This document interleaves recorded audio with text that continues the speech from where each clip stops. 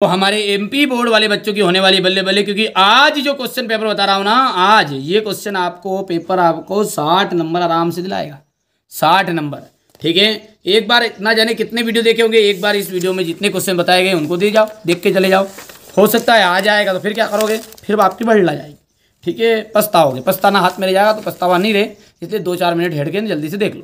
निम्नलिखित में से कौन राउल्ट नियम से धनात्मक विचलन नहीं दर्शाता है? तो बेंजीन CCl4, क्लोरोबेंजीन क्लोरल तथा सांद्र H2SO4 के साथ अभिक्रिया करके बनाता है तो DDT।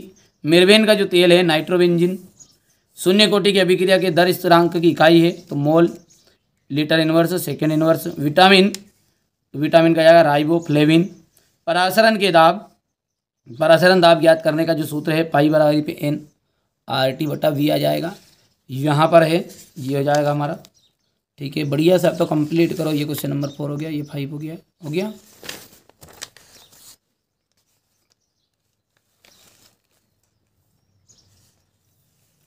हो गया भैया। अब असत्य की, तो अभिक्रिया की जो कोटि है, अभिक्रिया की कोटि एक सैद्धांतिक पद है क्या? नहीं। अभिक्रिया की जो कोटि है आपकी, ठीक है, तो अभिक्रिया की जो कोटि है वो क्या है आपका बेटा यहाँ पर? तो यहाँ पर देखो बेटा, ये सैद्धांतिक पद नहीं है, ये एक प्रायोगिक राशि है, इसलिए आपकी हो जाएगी असत्य ये। ठीक है, हाँ, अभिक्रिया की कोटि और आणविकता, तो आणविकता जो है ना वो है आपका एक सैद्धांतिक पद।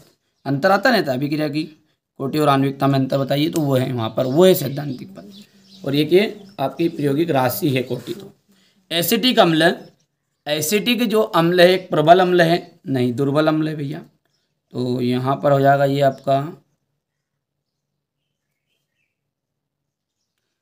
ठीक है, तो भैया ये हो गया आपका असत्य, क्योंकि प्रबल अम्ल नहीं है ये हो गया आपका दुर्बल अम्ल। क्या है भैया, यहाँ पर लिख भी देता हूँ मैं, दुर्बल एथिल एनिलीन, एक को मेरबेन का तेल भी कहते हैं, नाइट्रोबेंजीन को कहते हैं, इसलिए ये हो गया आपका असत्य। जेटेन और जिंक और यहाँ पर HGN पारा को सामान्यतः संक्रमण तत्व माना जाता है, तो ये आपके, तो ये भी आपका असत्य रहेगा। क्यों असत्य है देख लीजिए, कि क्योंकि संक्रमण तत्व यदि मानेंगे तो उनके ऑर्बिटल जो है ना, ठीक है, d ऑर्बिटल वाले तत्व, ठीक है, पूर्णतः भरे हुए होते हैं। ठीक है, ये मतलब जिनके ऑर्बिटल जो पूर्णतः भरे हुए नहीं होना चाहिए, अब नहीं होने चाहिए, आंशिक रूप से भरे हुए चाहिए, और इनके जो डी ब्लॉक के तत्व, मतलब जो इनके डी ऑर्बिटल के जो तत्व है वो पूरी तरह भरे हुए हैं। शुद्ध कुल मिला के बात ये है कि इनका डी ऑर्बिटल पूरी तरह भरा हुआ है, इसलिए संक्रमण तत्व नहीं माना जाता। ईथर एक ज्वलनशील होते हैं, तो यहाँ पर हो गया है सत्य, और यहाँ से भी आपका सत्य हो जाएगा। इंग्लिश मीडियम वाले बच्चों, यहाँ से आपको 4 तो आपके हो गए फाल्स,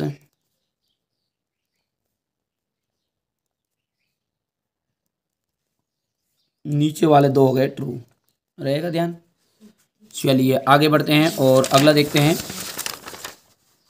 फ्रक्टोज का आपका रहने वाला है, यहाँ पर जोड़ी है ये। फ्रक्टोज क्या है, कहा जाएगा एक कीटोहेक्सोस। फ्रक्टोज कीटोहेक्सोस का एक उदाहरण है फ्रक्टोज। ठीक है, तो ये आपका पहला हो गया। केरेटिन का आपको, केरेटिन प्रोटीन है, तो ये हो गया, जो बाल नाखून को इनको बढ़ाने में मदद करता है। डाई एथिल ईथर का जगह निश्चेतक के रूप में प्रयोग किया जाता है इसका। सेंड मेयर अभिक्रिया, क्लोरोबेंजीन, सेंड मेयर अभिक्रिया द्वारा क्लोरोबेंजीन बनाया जाता है। और गैब्रियल थैलीमाइड अभिक्रिया का जाएगा प्राथमिक एमिन। यहाँ से इंग्लिश मीडियम वाले बच्चों के लिए फर्स्ट और 2, 5th और 3rd नंबर रहेगा ध्यान। शून्य कोटि की अभिक्रिया के लिए दर स्थिरांक की इकाई लिखिए। शून्य कोटि की जो अभिक्रिया है उसके लिए दर स्थिरांक की इकाई लिखना है, तो वो हो जाएगी आपकी मोल, लीटर इनवर्स, समय इनवर्स। ठीक है, तो मोल मोल लीटर इनवर्स इंटू समय इनवर्स टाइम रहेगा याद। यही सेम हमारे इंग्लिश मीडियम वालों के लिए लिख देंगे यहाँ पर मोल लीटर इनवर्स समय इनवर्स। और यहाँ से आ जाएगा शून्य कोटि सॉरी हो गया संक्रमण धातुओं के लवण सामान्यतः रंगीन होते हैं। संक्रमण धातुओं के लवण सामान्यतः रंगीन होते हैं। क्यों होते हैं? क्योंकि अनेक उनके आयनों में अयुग्मित इलेक्ट्रॉन अनुपस्थित होते हैं। तो यहाँ पर लिख देता हूँ मैं दूसरे को, है ना, यहाँ से।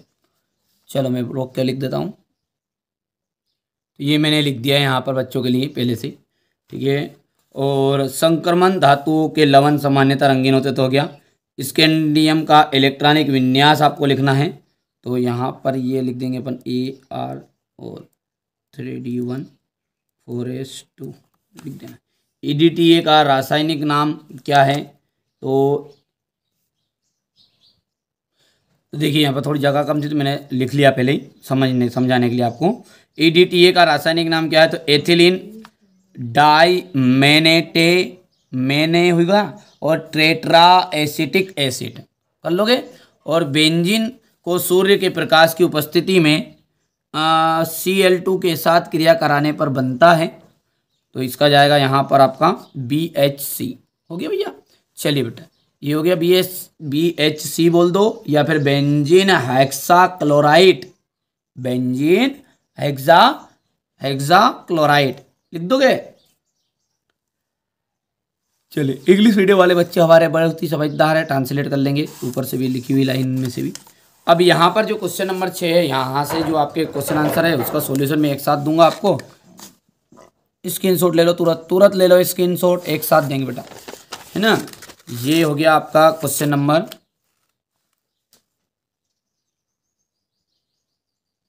8 हो गया है। लेंथेनाइट संकुचन से क्या तात्पर्य है? क्वेश्चन नंबर 10 है।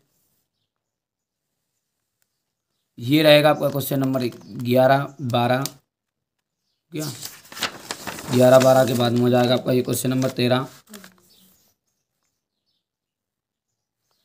ये रहेगा क्वेश्चन नंबर 14 15। स्क्रीनशॉट लेते जाओ बेटा बाबू फटाफट। ये हो गया इसका अथवा, एक साथ सॉल्यूशन मिलने वाला है इनका। ये आपका क्वेश्चन नंबर 18, ये क्वेश्चन नंबर 19 हो गया भैया। और ये रहेगा आपका क्वेश्चन नंबर 20।